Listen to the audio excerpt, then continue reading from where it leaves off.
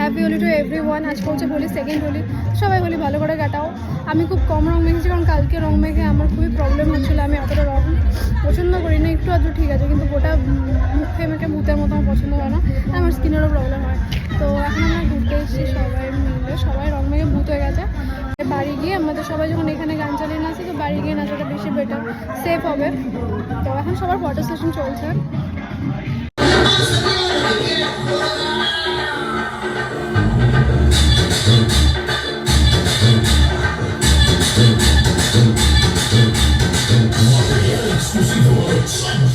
এখন আমি খেতে বসেছি, লাঞ্চ করতে অলমোস্ট 5টা বেজে গেল।